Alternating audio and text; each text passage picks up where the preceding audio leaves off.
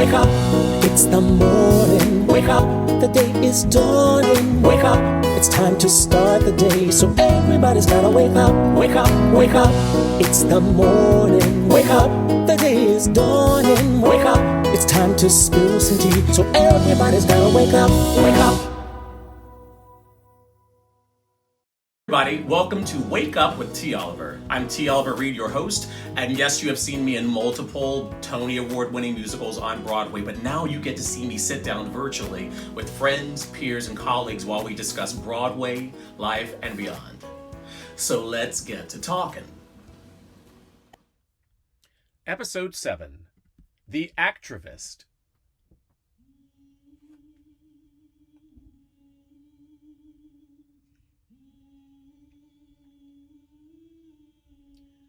My next guest is not only a great actress and an activist. You've seen her on small screen, large screen, on the stage, starring in All My Children, Mother Courage, Jelly's Last Jam, and Caroline or Change. She is truly a voice to be reckoned with. Nothing ever happened underground in Louisiana, 'cause there ain't no underground in Louisiana. So, ladies and gentlemen, please welcome Tony Award winner Tonya Pinkins. Ms. Pinkins, how are you? I'm better today. I guess because I've stayed off Twitter and haven't gotten much news today, so I'm a little better. It seems like that's where everyone is between all the events that happened between COVID and the pandemic, and then George Floyd's murder, and then hearing about Ahmaud Arbery, and then Rayshard Brooks and everyone else. Is like every day there is something else. And Malcolm March and Dominique Alexander. I have to say, the lynchings are more upsetting to me than the police killings. Yeah, because that's organized. Mm-hmm. That's secret societies that are worth billions of dollars, and that's coordinated. And with the president having his rally in Tulsa on Saturday, I think that's a call to arms for this fringe minority, heavily armed, white nationalists, white supremacist groups. Yeah, I mean, and I have to say to you, like with this series that I'm trying to do is one of the things I want to be able to do is to humanize, put some humanity on these stars and celebrities that people know and they think they know and uphold in a certain way, but to understand that that like you are as much an activist as anyone I have ever seen, and the way that you speak and the way that you approach projects from my understanding. And I want to be able to talk about the three things we're never supposed to, politics, in religion, and technique, and like just put everything out on the table. And wherever you are, it's like that's what people need to see. Okay. With that, I mean, like, it's interesting because I think as Black people, we have seen these small fringes over times. Like a few years ago, it was up in the north of California, and they were taking over a state house, and nobody did a thing. And you go to Michigan, they're taking over state house with guns and everything going inside. Nobody does a thing. And they respect their right to do that. Yes.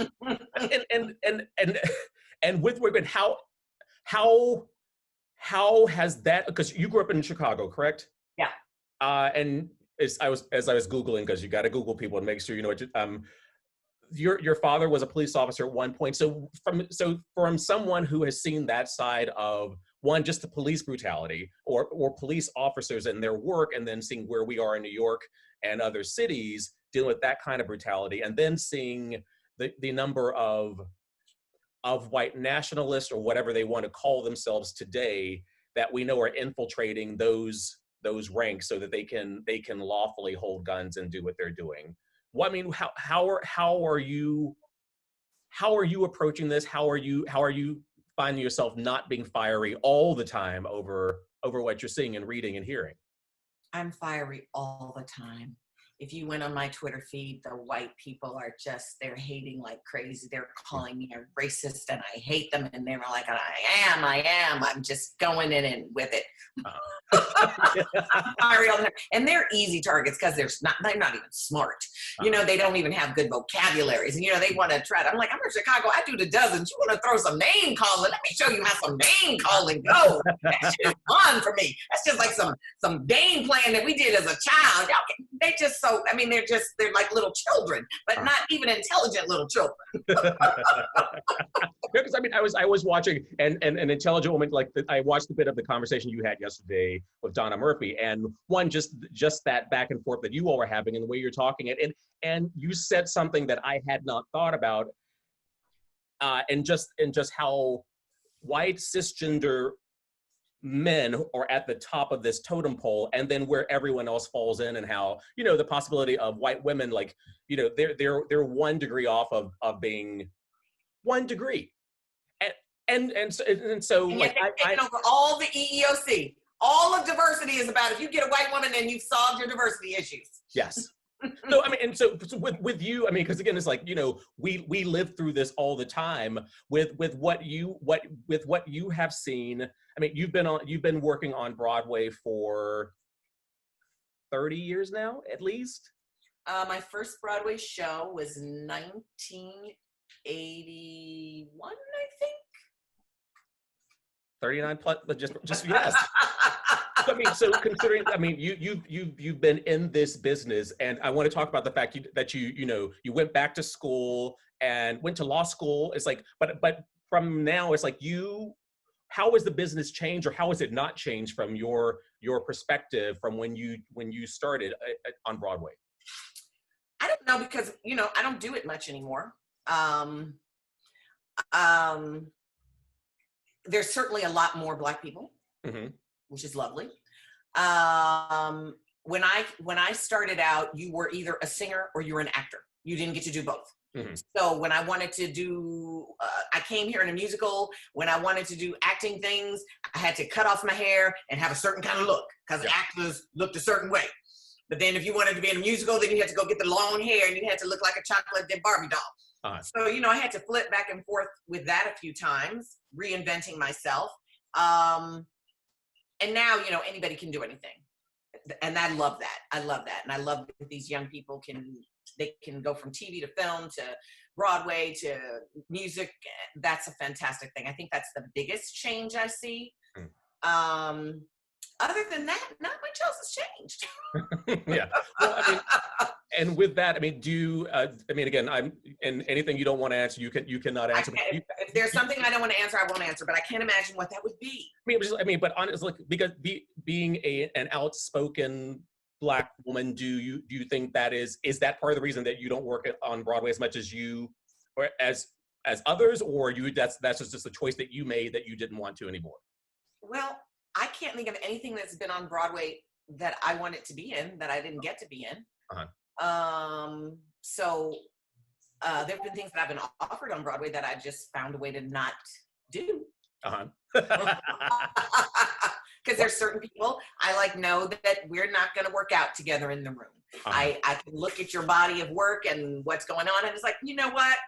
It's not going to work out for me to come into your room. So I don't.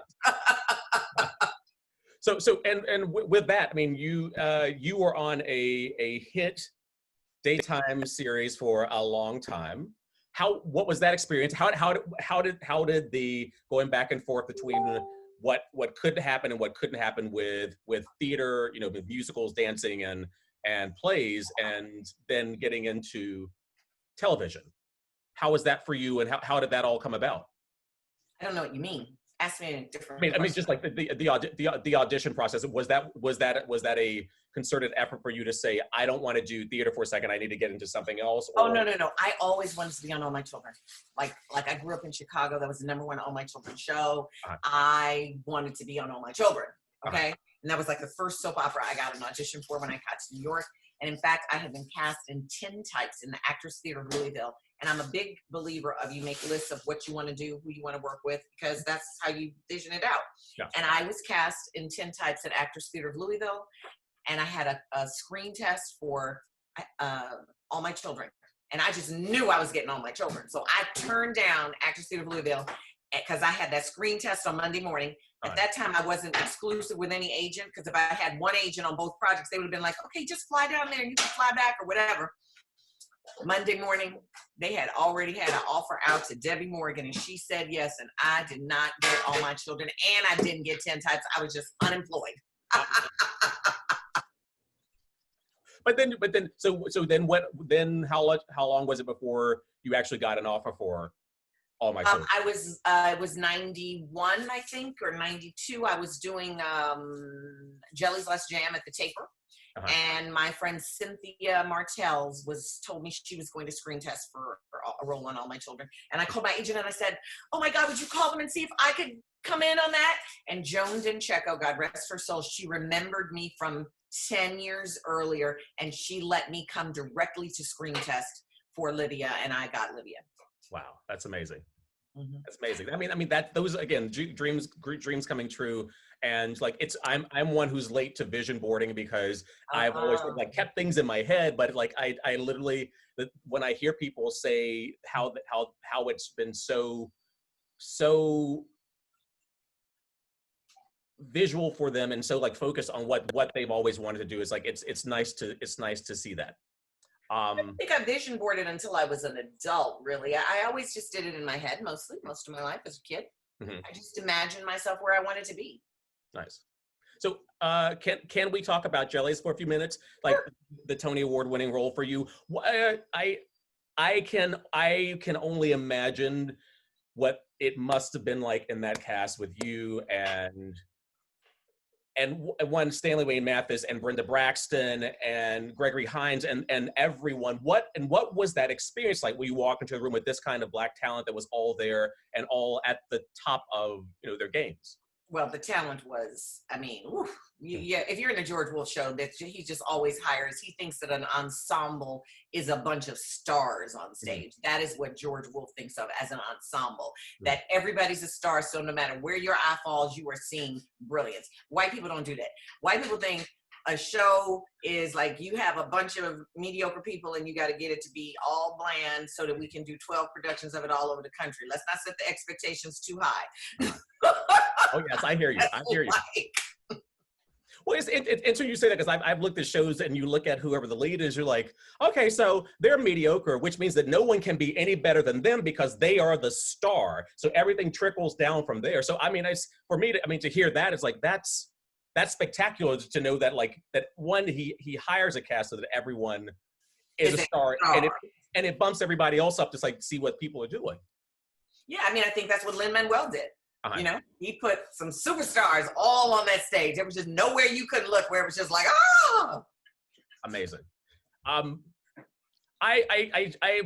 of the things I love to hear you talk, to speak, because again, there's so much truth and honesty, and I think everything that I've ever heard come out of your mouth, whether people appreciate it or like it or not, you seem to speak from your heart about what's going on and your feelings on things. Have you always sort of worn your heart on your sleeve that way, or? I don't think anyone would believe it, but I've always really tried to, be a good girl.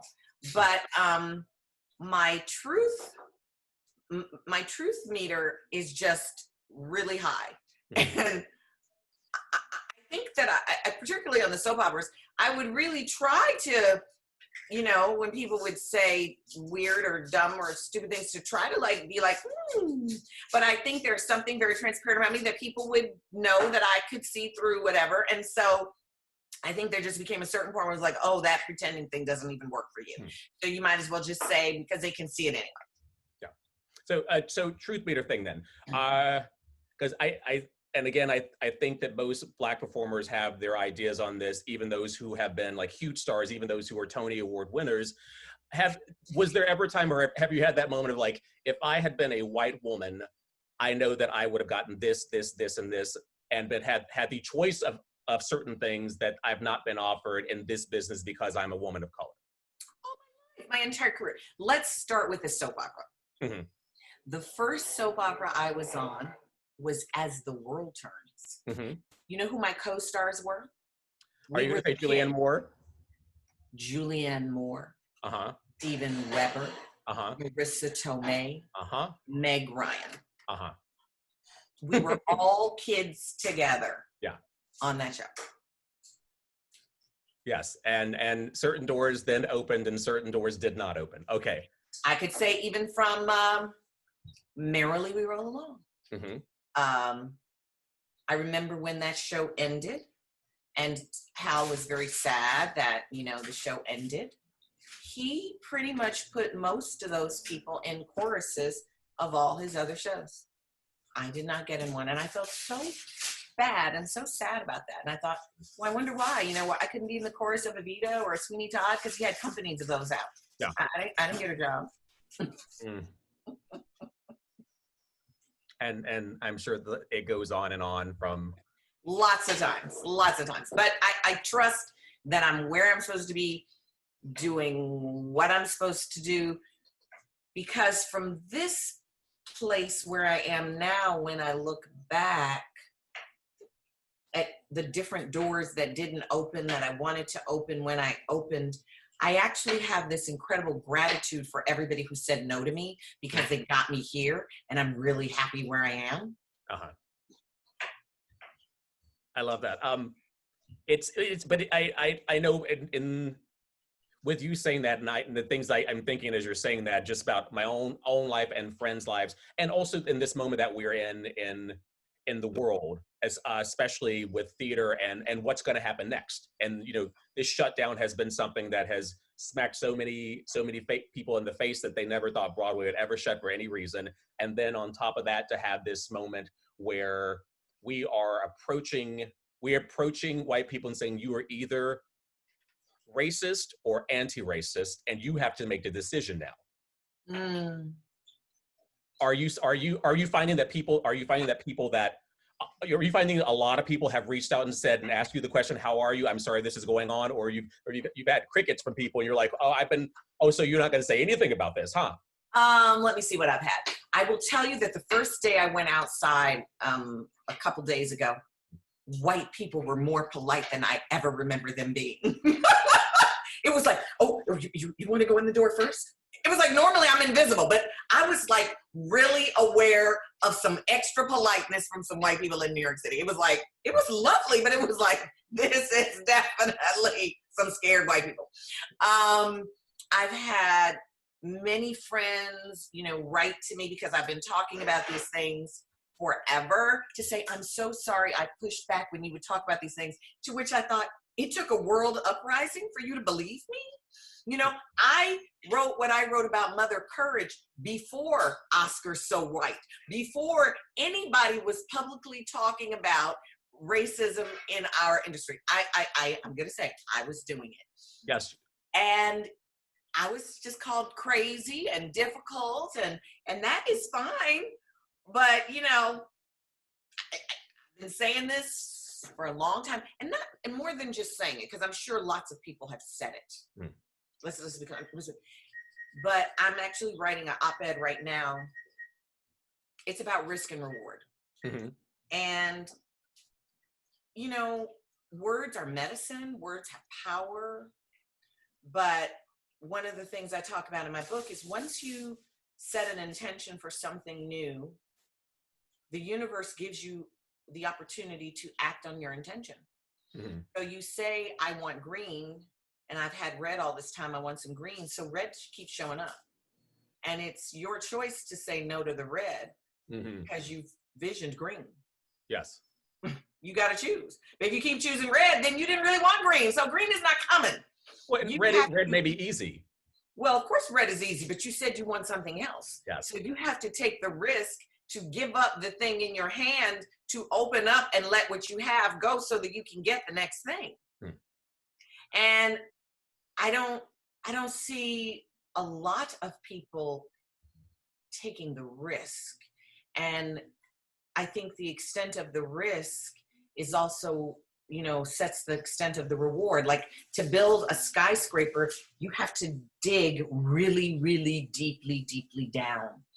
And so when people take big risks, then we know that in the financial markets, the bigger the risk, the greater the reward. And I don't think that's any different in activism.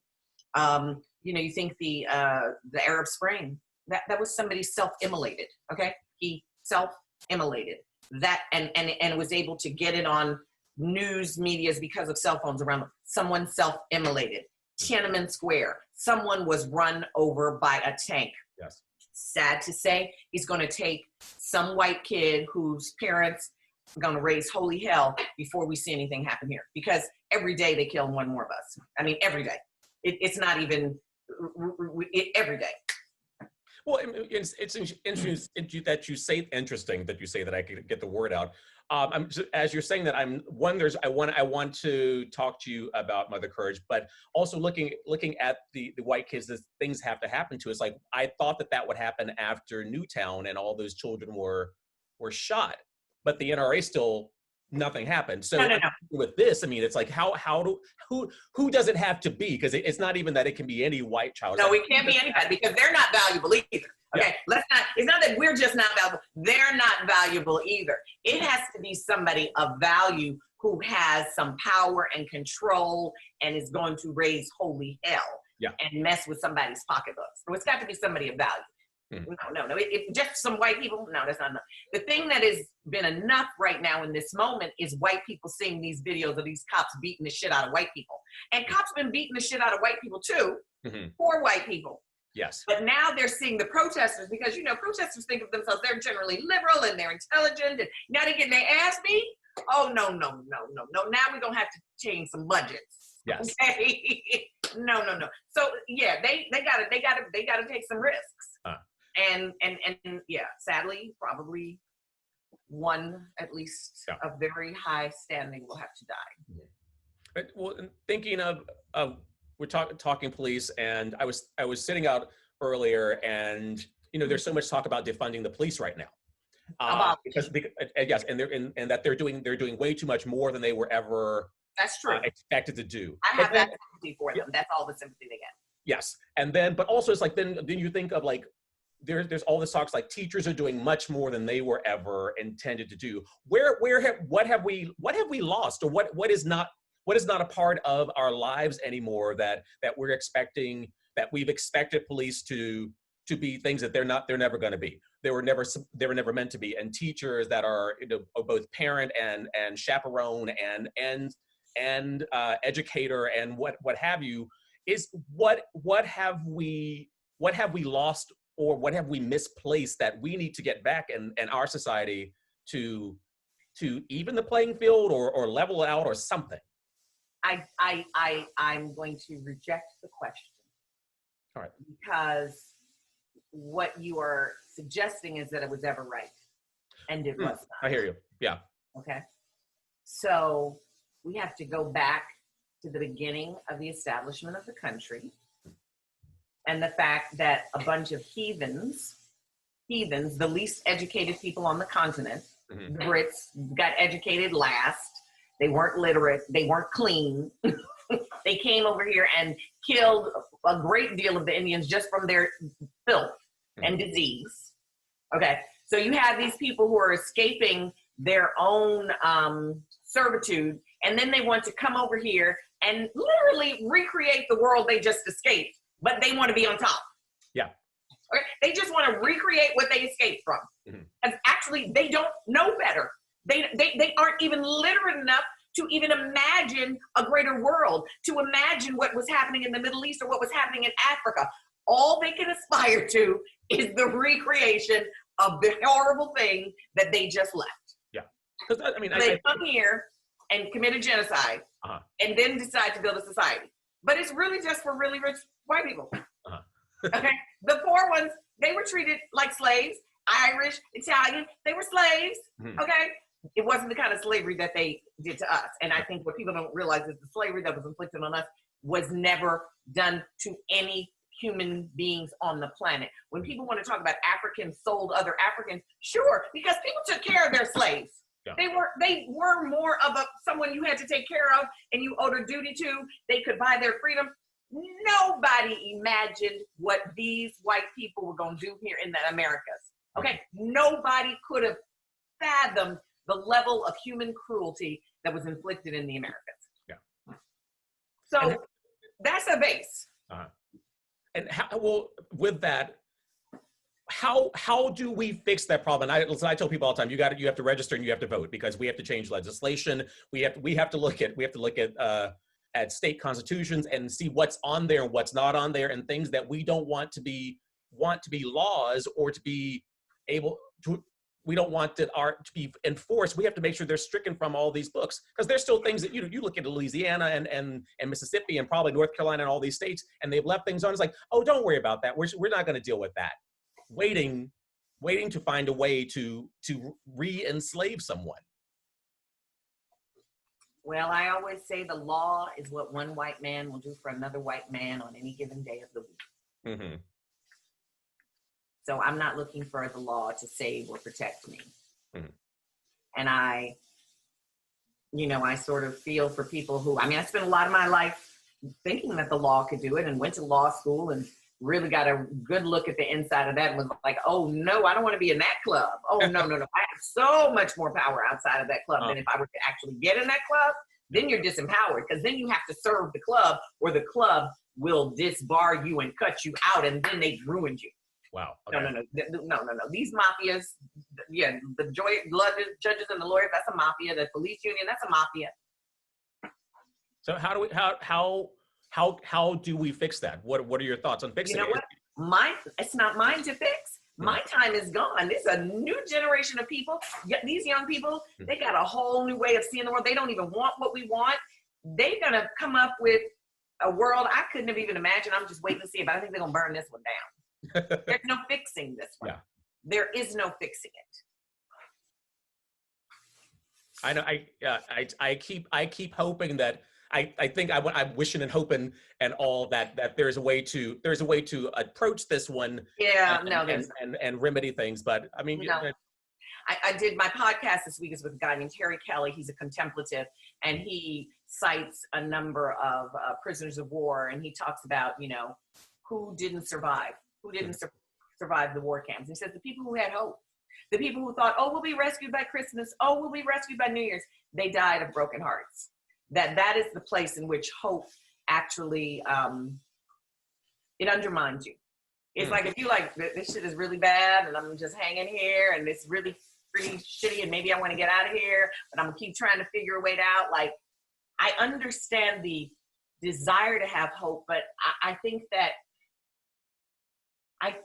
I have a knowing that everything is evolving towards higher levels of good. I just know that. That's not a hope. It's not a thought. It's a knowing.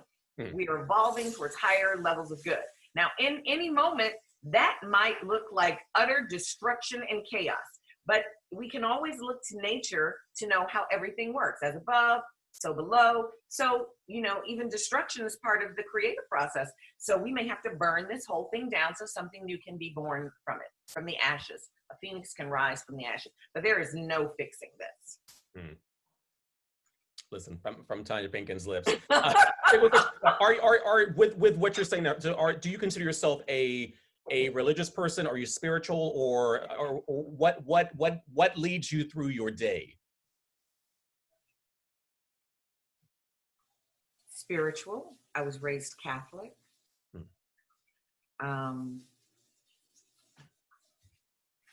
I am just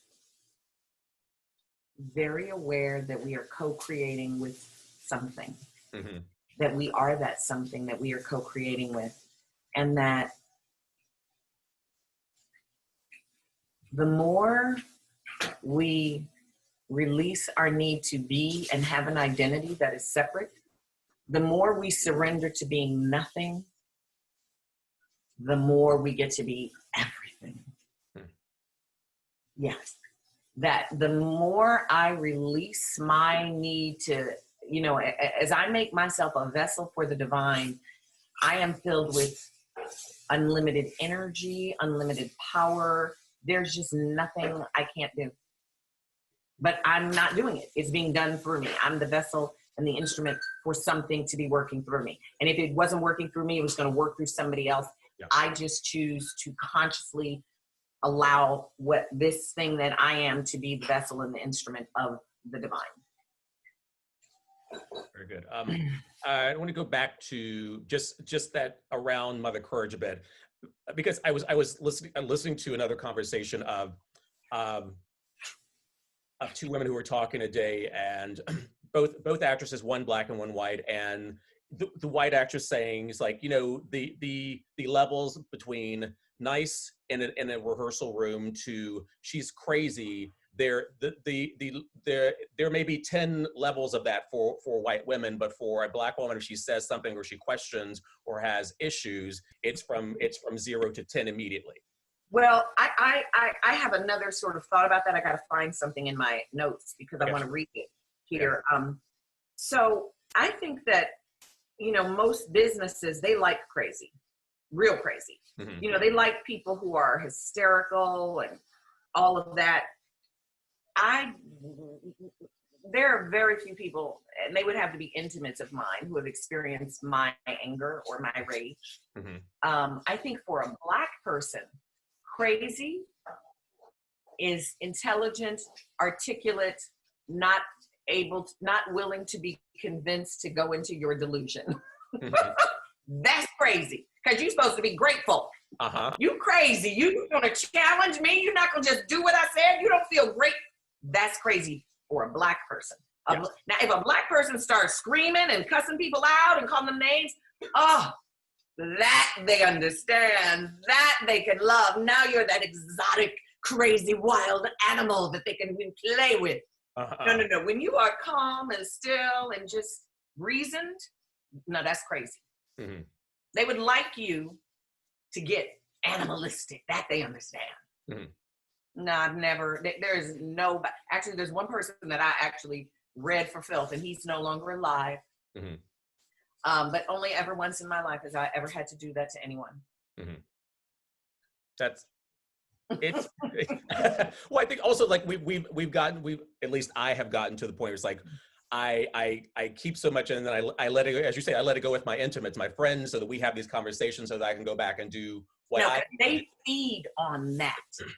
They feed on that. They wish they had an iota of the power and energy flowing through that we have. So when they're like, that is life force that they don't have. They don't innately have it.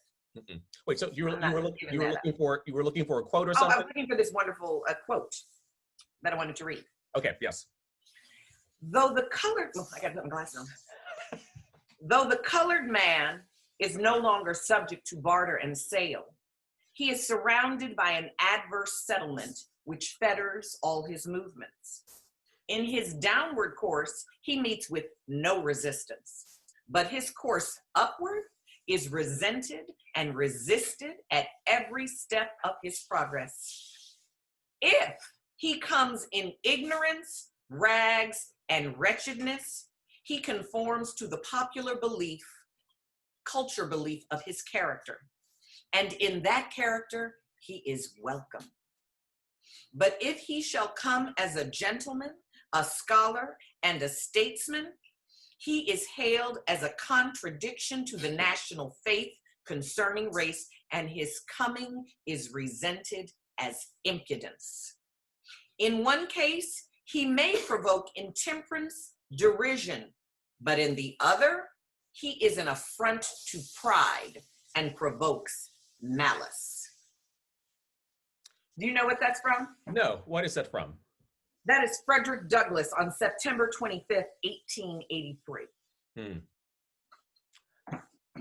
And nothing seems to have changed. That's right. So I don't have to get irate or do anything. The fact that they might offer me a whole bunch of money and I go, no, that's difficult for them. No. The fact that they write some stuff and they tell me they want me to do something, and I just go, no. I'm not going to say that. I'm not going to act it that way because I'm not making those representations about my people. Mm-hmm. You're right. That's difficult because I don't know. It's clear. It is a clear no. I am clear about what I stand for, what I'm willing to be. And they don't even have a reference for that because they're so used to being able to massage and manipulate and buy and that's how they're raised. So they don't actually know how to actually deal with just a mature, clear human being. Right. Well, so in saying that, so with everyone having their newfound aha moment of what's going on, this is temporary. What new aha moment? It's temporary. Where's that new aha moment? Who's having it? The people those few who are calling or texting, are you okay? I can't believe I've been a part of this. I see it in myself, whatever that is. This is momentary. I've been on some Zooms with many white people. I said, but what are you going to do? Mm-hmm. What are you willing to do? I said, your guilt is really it's useless. Yeah. What are you going to do? And what are you going to do in the moment? Because these things that happen in moments. Mm-hmm. They don't happen in uprisings. They happen in a moment that someone is doing something in a room and you see it happening, and it's in that moment that you have to call attention to it and stop it. Yes. It isn't some global general wash of, oh, white people, you do all these horrible things. Every one of them happened in a moment and people in the room were complicit. Mm-hmm. Yeah. So what are you going to do? And are you willing to do it alone? I stand up in rooms all the time. I just came back from Peru with a quote unquote spiritual group. Mm-hmm. We had a spiritual chat room thing, and someone started talking MAGA this and MAGA that. And I politely pointed out that MAGA in America right now held some connotations of white nationalism and racism specifically against Black people. There was one other Black human being, a Caribbean, on the thing. Them and the person who said it doubled down on the meaning of MAGA. Did anyone in the room come to my Not one person. So I said, you know what, you have the right to your free speech, and I'm going to remove myself from the community. Wow.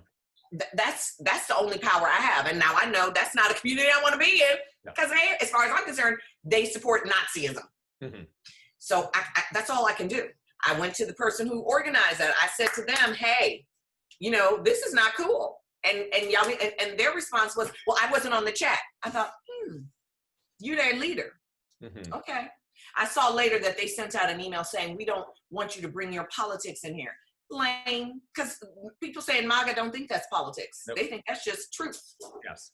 So, what are you willing to do? What are you willing to risk? That person wasn't willing to risk their livelihood, their spiritual community. Well, it ain't that spiritual for me. If whatever is divinely calling you to lead people is going to let you lead people into some dark, ugly shit, it's not a community I need to be a part of. I'm with you on that. All right. This has been so amazing, and I'm glad we were able to reschedule, because I knew that I needed to and wanted to speak to you. I have one more question for you, because it's something that I've always wanted to know. And again, I'm not talking about that, blah, blah, blah. It's fine. Okay. So Carolina Change. I've done Broadway shows, so I know what the schedules are. I can't imagine what the schedules are for the star of the show, someone who is literally carrying a show during the Tony period. I know that week and going to Tony's rehearsals and doing 8 shows and stuff is crazy. How tired were you at that evening for the Tonys, and what was going through your head during performance and all of that?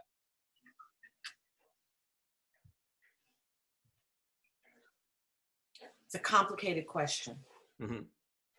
So Carolina Change was the first time in my career that I was given a role that was a big enough container for the being that I was put here to be. It was the first time in my career. And I'm going to honestly tell you, it was effortless. Mm.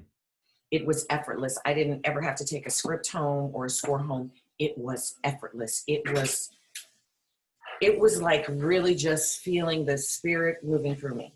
Mm. Now, I lost my voice doing Carolina Change, but this is why.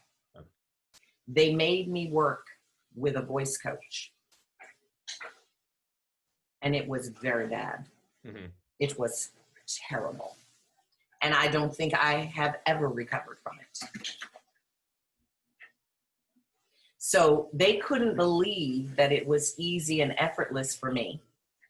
And I like to learn. So whatever someone's telling me to do, I try it. And the things that person had me trying destroyed me. I mean, I can sing, but there was a freedom that I've just never been able to get back to. And I kept working because I knew that something else was coming through me that needed to be done and that was beyond my voice. Mm-hmm. So I worked through not being able to work vocally, even though I was working with the coach who's supposed to help you when you're having vocal troubles. I got vocal troubles working with the coach of coaches. So it wasn't working for me. And then, you know, they didn't want to hire me when the show was going on to London because they didn't think I could sing it. Which is so ironic. And when I got to London, I had to work with somebody to undo all the crap that had gotten from the other person. And it was really all this physical stuff that they teach people to do when they're in trouble. But I wasn't in trouble. But they couldn't imagine that I wasn't in trouble. So they had me working with somebody who got me in trouble. But they also, the idea that you have a voice that you know, that is your instrument and that you know what to do with. It's always that thing with me when I hear stories of like people trying to fix them. It's like, you can't fix a voice that was raised on screaming and church and all of those things. But I wasn't raised with any of that. I was raised Catholic. Really and truly, there was something that I was just put here to do that Caroline thing. And I had to just get out of the way. And the more I did to try to do whatever they wanted me to do, because I was just so happy. And I just felt like, okay, I'll try anything because I feel the happiest and the freest that I've ever felt. And so what do you want me to try that? Do you want me to try that? I'll try it all. And before I knew it, I was in trouble. Mm-hmm. But it was out of just a sense of joy. Like, okay, I didn't even realize how abused I was being until I finally decided I wasn't going to work with that person more because they were kind of abusive. Wow. And that continues on Broadway to this day. Oh, yeah. But it's okay. I mean, at this point in time, that was actually the third time some white woman had told me to do something vocally and, you know, it jacked me up. Mm-hmm. I now learned my lesson. Won't ever happen again. First time, shame on you. Second time, shame on me. Won't be. Yep. Absolutely. Well, I hope that we are honored and have a chance to have Tonya Pinkins back on a Broadway stage, feeling everything that she is at some point. No. I want it. I don't care if you don't want it. I want to see you on stage again. I don't want to work 6 days a week for anybody but myself ever again. What I want you to do is come see my movie. What movie? So all these people who've been saying no to me, I tried to start shadowing. I wanted to become a director. I asked all the Black people to give me a shot at directing, and everybody said no. I shadowed for 3 years, and I was like, I am no closer to being a director. So I was like, you know what? These people ain't gonna give me no job as no director. Even though I could do this in my sleep. So I wrote, directed, cast, acted in a feature film. It is called Red Pill. Red Pill, okay. We are in post right now. It is so amazing. I love horror. It's a socio-political horror. Mm-hmm. It's a Black woman's Get Out. Once again, it is a vision that came to me, okay? Like, every day, the movie becomes more relevant. It is the movie of the moment we are living in right now. Last July, I had a political conversation with a neighbor, and then this vision came through me. I wrote this film in August. I shot it at the end of October to the 12th of November. Mm. It stars Catherine Irby, Kathy Curtin, Ruben Blades, Luba Mason, Adeshla Osakalumi, Colby Menifee, and Jake O'Flaherty. It's amazing. So when do you think it's going to be distributed, released, and all? I hope it's out before the election, because it is the Get Out the Vote movie. Get out the vote or else. Well, I am looking forward to seeing that. Red Pill. And I cannot thank you enough for spending this time with me. It has truly been a pleasure and an honor. Absolutely. Thanks, Timothy. Thank you.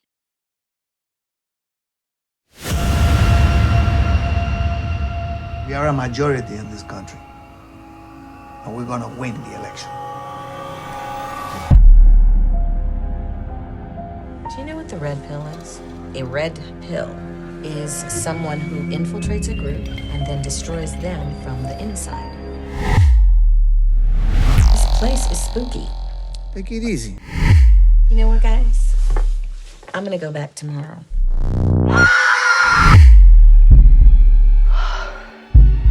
I think we should call the sheriff's office.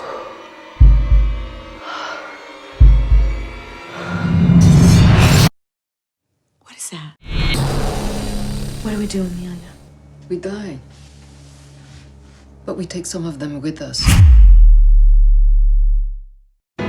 Wake up, it's the morning. Wake up, the day is dawning. Wake up, it's time to spill the tea. So everybody's gotta wake up, wake up, wake up. It's the morning. Wake up, the day is dawning. Wake up, it's time to spill the tea. So everybody's gotta wake up, wake up.